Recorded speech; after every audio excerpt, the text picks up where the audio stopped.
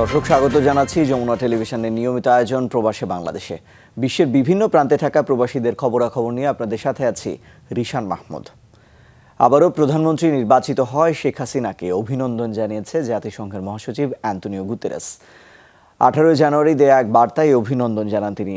অভিনন্দন বার্তায় জাতিসংঘ মহাসচিব বলেন, বাংলাদেশের সাথে জাতিসংঘের সম্পর্ক গুরুত্বের সাথে দেখেন তিনি।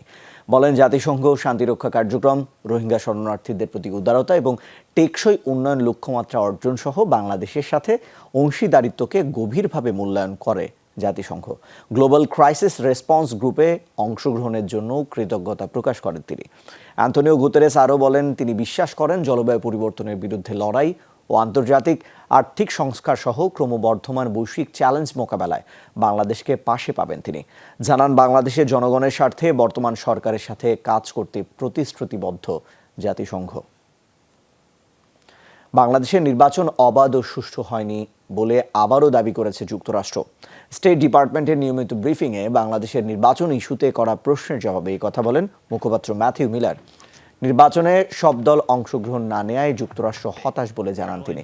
বিরোধী দলের নেতাকর্মীদের গ্রেফতার এবং নির্বাচনের দিন অনিয়মের অভিযোগের বিষয়ে উদ্বেগ জানায় দেশটি। ব্রিফিংয়ে নির্বাচনের সহিংসতার নিন্দা জানায় ম্যাথিউ মিলার। তদন্ত সাপেক্ষে সহিংসতার জন্য দায়ীদের বিচারের আওতায় আনার তাগিদও দিয়েছে যুক্তরাষ্ট্র। The arrest of thousands of political opposition members and by the reports of irregularities on election day. বিরোধী রাজনৈতিক দলের কয়েক হাজার নেতাকর্মীকে গ্রেফতার এবং নির্বাচনের দিনে অনিয়মের খবরে আমরা উদ্বিগ্ন। অন্য পর্যবেক্ষকদের সাথেও আমরা আমাদের মতামত শেয়ার করেছি। এই নির্বাচন অবাধ ও সুষ্ঠু হয়নি। সব দল অংশ না নেওয়ায় আমরা হতাশ। নির্বাচনের সময় এবং নির্বাচনের আগের মাসগুলোতে সহিংসতার নিন্দা জানাই আমরা। সব দলকে সহিংসতা পরিহারের আহ্বানও জানাচ্ছি। নির্বাচনের বিষয়ে যুক্তরাষ্ট্রের বক্তব্য নিয়ে আওয়ামী লীগ সরকার বিন্দুমাত্র অস্বস্তিতে নেই বলে জানিয়েছেন দলটির সাধারণ সম্পাদক ওবায়দুল কাদের। দেশটির সাথে সম্পর্ক ভালো করার জন্য আওয়ামী লীগ যথেষ্ট ধৈর্যশীল বলেও জানান তিনি। সকালে সংবাদ সম্মেলনে ওবায়দুল কাদের আরও বলেন, নির্বাচন প্রশ্নবিদ্ধ করতে এখনও দেশি বিদেশি অপতৎপরতা চলছে। ভবিষ্যতে কোনো অগণতান্ত্রিক সরকারকে দেশের মানুষ মেনে নেবে না বলেও উল্লেখ করেন তিনি। রাজনৈতিক পরিস্থিতি নিয়ে সংবাদ সম্মেলনের আয়োজন করা হয় আওয়ামী লীগ সভাপতির রাজনৈতিক কার্যালয়ে। সেখানে উঠে আসে নির্বাচন বিষয়ে মার্কিন দপ্তরের বক্তব্য। আওয়ামী লীগ সাধারণ সম্পাদক বলেন, সকলের সাথে বন্ধুত্বের নীতি নিয়েই এগিয়ে যাচ্ছে সরকার।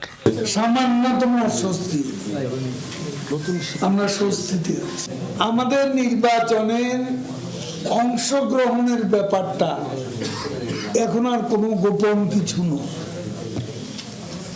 ছোটখাটো ভুল ত্রুটি হবে, পৃথিবীর কোনো দেশে গণতন্ত্র পারফেক্ট, কিন্তু যুক্তরাষ্ট্রের সাথে আমাদের সম্পর্ক আছে এবং ভালো সম্পর্ক ভালো করার জন্য আমরা যথেষ্ট ধৈর্যশীল। বিএনপি না আসার কারণে নির্বাচন প্রতিদ্বন্দ্বিতাহীন হয়নি এমন বিষয় সঠিক নয় বলে দাবি করেন ওবায়দুল কাদের। বিএনপিকে ইতিবাচক রাজনীতিতে ফিরে আসার আহ্বান জানান তিনি। তারা এখন চাইছে তাদের লোকজন জেলে যারা আছে তাদেরকে মুক্ত করতে। তারা এখন শক্তি সঞ্চয় করছে বড় ধরনের সহিংস তৎপরতা। দেশের জনগণ অগণতান্ত্রিক কোনো শক্তিকে মেনে নেয়নি এবং আমরা বিশ্বাস করি ভবিষ্যতেও নেবে না। নির্বাচনের মাধ্যমে বাংলাদেশ রাজনৈতিক সংকট কাটিয়ে উঠতে পেরেছে বলেও দাবি করেন আওয়ামী লীগ সাধারণ সম্পাদক। এবার আরো ম্যাচিউরড হয়েছে। ভাস্কর ভাদুরী, যমুনা নিউজ, ঢাকা। প্রবাসীদের উপর বিদ্যমান 3 বছরের নিষেধাজ্ঞা তুলে নিল সৌদি আরব। প্রবাসীদের দেশটিতে প্রবেশে বাধা না দিতে সংশ্লিষ্ট সব দপ্তরকে নির্দেশ দিয়েছে দেশটির পাসপোর্ট জেনারেল অধিদপ্তর জওজাত। স্থানীয় সময় মঙ্গলবার থেকে কার্যকর হয়েছে নতুন এই নির্দেশ। সৌদি গেজেটের এক প্রতিবেদনে জানানো হয়, ভিসার মেয়াদ শেষ হওয়ার আগে দেশটিতে ফিরতে ব্যর্থ হয়েছেন যেসব প্রবাসী, এখন যেতে দেশটিতে প্রবেশে আর কোনো বাধা নেই তাদের। এবার শর্ত সাপেক্ষে তুলে নেওয়া হলো সে নিষেধাজ্ঞা, তবে নিয়ম ভাঙলে দিতে হবে জরিমানা। এর আগে বিদেশি শ্রমিকদের ব্যাপারে বেশ কিছু অভিযোগ করেছিল দেশটির ব্যবসায়ীরা। দাবি, শ্রমিকরা সময় মতো ফিরে আসতে ব্যর্থ হলে চুক্তি বাতিল হয়ে যাওয়ার কর্মসংস্থান বাজারের স্থিতিশীলতা নষ্ট হয়। পাশাপাশি শ্রমিকদের রেসিডেন্সি পারমিট, ওয়ার্ক পারমিট এবং রিটার্ন টিকিটের ফি দিতে গিয়ে আর্থিক ক্ষতির সম্মুখীন হয় ব্যবসায়ীরা। এসব দাবির প্রেক্ষিতেই প্রবাসীদের ওপর জারি করা হয়েছিল এই নিষেধাজ্ঞা। স্বাস্থ্য খাতে 2000 প্রবাসী কর্মী নিয়োগের ঘোষণা দিয়েছে কুয়েত। পাশাপাশি নেওয়া হবে বিপুল সংখ্যক গৃহকর্মীও। সেই সুযোগ কাজে লাগাতে চায় বাংলাদেশ, এমনটি জানিয়েছেন দেশটিতে নিযুক্ত বাংলাদেশের রাষ্ট্রদূত major general Mohammad Ashikuzzaman. Kuwait থেকে আরও বিস্তারিত জানাচ্ছেন সহকর্মী মোহাম্মদ হেফজু মিয়া। মধ্যপ্রাচ্যের দেশ কুয়েত। উন্নত এই দেশ তাদের স্বাস্থ্য খাতকে আরও উন্নত করার উদ্যোগ নিয়েছে। এরই মধ্যে শুরু হয়ে গেছে নতুন নতুন হাসপাতাল আর ক্লিনিকের নির্মাণ কাজ, যেখানে প্রয়োজন হবে চিকিৎসক সহ দক্ষ স্বাস্থ্যকর্মীর। আগে থেকেই দেশটির স্বাস্থ্য খাতে প্রবাসীদের আধিপত্য, বিশেষ করে নার্স টেকনিশিয়ান পদে কাজ করছেন বাংলাদেশি কর্মীরা। এবার আরও জনবল পাঠাতে চায় বাংলাদেশ। 2022 সালের মাঝামাঝি বেসরকারিভাবে 650 বাংলাদেশি নার্স নিয়োগ দেয় কুয়েত। দেশটির বিভিন্ন সরকারি হাসপাতালে বেশ সুনামের সাথে কাজ করছেন বাংলাদেশিরা। গত বছর 600-এর মতো নার্স আনছিল বাংলাদেশ থেকে, এবং কি তাদের কাজ ভালো হওয়ার কারণে কুয়েত সরকার অনুপ্রাণিত হয়ে এবছর আরও নার্স আনার জন্য আগ্রহ প্রকাশ করছে। কুয়েত সরকার দক্ষ শ্রমিক, নার্স, ইঞ্জিনিয়ার এবং ফ্যামিলি ভিসা চালু করতে যাচ্ছে। এটা আসলে আমাদের প্রবাসীদের জন্য, বাংলাদেশিদের জন্য একটি সুখবর। কুয়েত সরকারের এই উদ্যোগকে সাধুবাদ জানাচ্ছেন প্রবাসীরা। এরই মধ্যে দেশটির বিভিন্ন খাতে কর্মরত আছে প্রায় 3 লাখ বাংলাদেশি। প্রবাসীদের প্রত্যাশা, স্বাস্থ্য খাতে দক্ষ জনবল পাঠাতে পারলে কুয়েতে বাংলাদেশের ভাবমূর্তি বৃদ্ধি পাবে, সেই সাথে বাড়বে রেমিটেন্স প্রবাহ।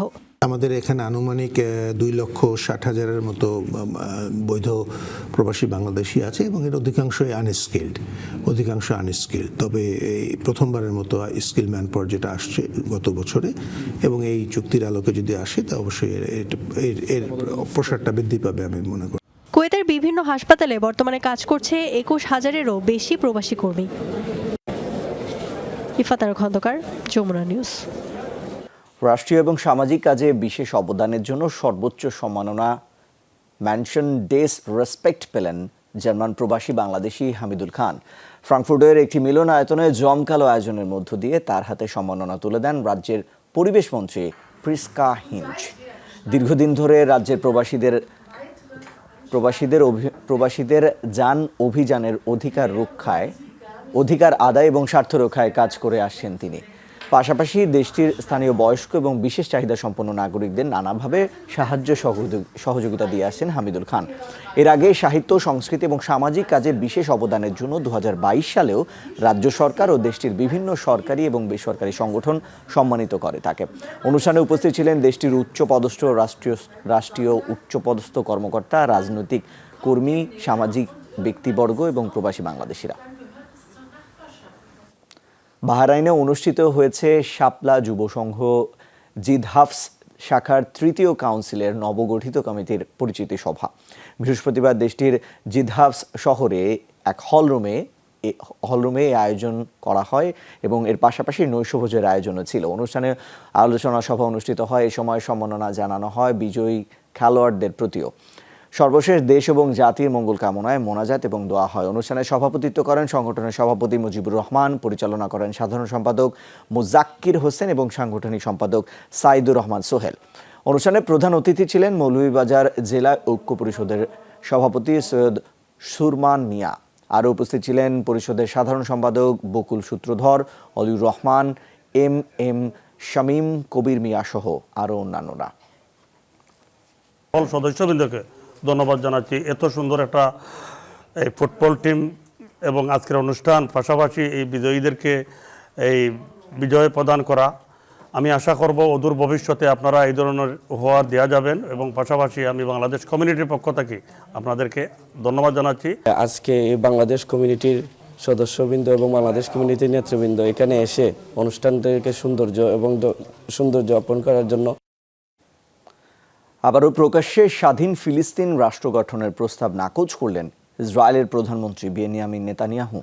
এক সংবাদ সম্মেলনে নেতানিয়াহু বলেন, গাজায় যুদ্ধ শেষ হওয়ার পর ফিলিস্তিনিদের জন্য আলাদা রাষ্ট্র গঠনের জন্য তৎপরতা শুরু করেছে যুক্তরাষ্ট্র। সেই প্রস্তাব এবং উদ্যোগ তিনি নাকচ করে দিয়েছেন। এ সময় গাজায় সম্পূর্ণরূপে বিজয় না আসা পর্যন্ত হামলা চালিয়ে যাবেন বলেও হুঁশিয়ারি দেন তিনি। এছাড়া হামাসকে ধ্বংস করা ও বন্দীদের ফিরিয়ে আনতে আরও কয়েক মাস সময় লেগে যাবে বলেও জানান নেতানিয়াহু। প্রদর্শিত হলো প্রাচ্যনাট্যের পরিবেশনা গাজা মনোলগস, একটি বিষণ্ণ কমলার দেশের গল্প। সন্ধ্যায় রাজধানীর ধানমন্ডিতে আলিয়াস ফ্রসেজে নাটকের মাধ্যমে তুলে ধরা হয় বিধ্বস্ত গাজার নানা গল্প। আয়োজকরা জানান, ইসরায়েলি আগ্রাসনের বিরুদ্ধে ফিলিস্তিনিদের প্রতি সংহতি জানাতেই এই আয়োজন। প্রখ্যাত ফিলিস্তিনি থিয়েটার আস্তার সামাজিক যোগাযোগের মাধ্যমগুলোতে আহ্বান জানিয়েছিল গাজা মনোলগস পরিবেশনের জন্য। তাদের সে আহ্বানে সাড়া দিয়েই প্রাচ্যনাটের এই আয়োজন। কবিতা, গানে আর কাহিনী নাট্যের মাধ্যমে ফুটিয়ে তোলা হয় যুদ্ধবিধ্বস্ত গাজার ভয়াবহতা। ফিলিস্তিনি লেখক গাসান কানাফানির বিষণ্ণ কমলার দেশের গল্পের অনুবাদে ফিলিস্তিনিদের দুঃখ দুর্দশার চিত্র তুলে ধরেন প্রাচ্যনাটের শিল্পীরা। আয়োজকরা জানান, দায়িত্ববোধের জায়গা থেকেই ফিলিস্তিনিদের প্রতি এ সংহতি। গাজায় ইসরায়েলি আগ্রাসনের বিরুদ্ধে এ এক শিল্পিত প্রতিবাদ। যুদ্ধ কারো কাম্য না। বাংলাদেশে মানে কোনো লোকজনই এটা পছন্দ করে না। আমরা অ্যাজ এ থিয়েটার পার্সন আমরাও পছন্দ করছি না। যেটা হচ্ছে আমাদের দেশে একটু প্রতিবাদটা আমার মনে হচ্ছে খুব কম হচ্ছে, কোথাও আসলে সেই অর্থে আমরা দেখতে পাচ্ছি না। বিশেষ করে যারা থিয়েটার করে, যারা মিউজিক করে, যারা আর্ট করে, কোথাও আসলে আমরা হয়তো সবাই মনে মনে এটা বিশ্বাস করছে যে এই যুদ্ধ চলা উচিত না। গাজা মনোলগস একটি বিষণ্ণ কমলার দেশের গল্পের এটি দ্বিতীয় পরিবেশনা। ওদের মনোভাবকেই সবগুলোকে একত্র করে প্যালেস্টাইন একটা নাটক হয়, সেইটাই কিন্তু 2008-09 এটা শুরু হয়েছে। এবং এবার যুদ্ধের সময় ওরা সবাইকে রিকোয়েস্ট করেছে এইটাকে বিভিন্ন দেশে বিভিন্ন ভাষায় পড়ার জন্য। তা আমরা সেটা সাড়া দিয়েছি, আমরা যেমন বাংলা ভাষায় এটা করছি। দ্য গাজা মনোলগস মূলত 2008-09 সালে গাজা যুদ্ধের ভয়াবহতার বর্ণনা। দুঃখজনক হলেও 2024 সালেও রয়ে গেছে একই বাস্তবতা। তাজনুর ইসলাম, যমুনা নিউজ, ঢাকা। ভারতের উত্তর পূর্বাঞ্চলীয় রাজ্য মণিপুরে আবারও সংঘাত ছড়িয়ে পড়েছে। বুধবার নতুন করে ছড়ানো সহিংসতায় নিরাপত্তা বাহিনীর 2 কর্মকর্তা নিহত হয়েছেন। রাজ্যের গুরুত্বপূর্ণ বাণিজ্যিক শহর মোরেহতে এই হামলা হয়। কর্তৃপক্ষ জানায়, রাতে নিরাপত্তা বাহিনীর ওপর হামলা চালায় দুর্বৃত্তরা। এই সময় পুলিশ চৌকি লক্ষ্য করে গুলিবর্ষণের পাশাপাশি ছোড়া হয় গ্রেনেড। এতে পুলিশের 2 কর্মকর্তা নিহত হন। আহত হয়েছেন পুলিশের 6 সদস্য। পরে বিক্ষোভকারীদের লক্ষ্য করে পাল্টা গুলি চালায় পুলিশ। অন্যদিকে থাউবাল জেলায় সহিংসতায় আহত হয়েছেন 3 বিএসএফ সদস্য। ইরান ও পাকিস্তানের মধ্যে চলমান উত্তেজনা কমাতে সক্রিয় হয়ে উঠেছে আন্তর্জাতিক পক্ষগুলো। আঞ্চলিক স্থিতিশীলতার জন্য 2 দেশের সংযত আচরণের কোনো বিকল্প নেই বলে মন্তব্য করেছেন যুক্তরাষ্ট্র এবং জাতিসংঘ।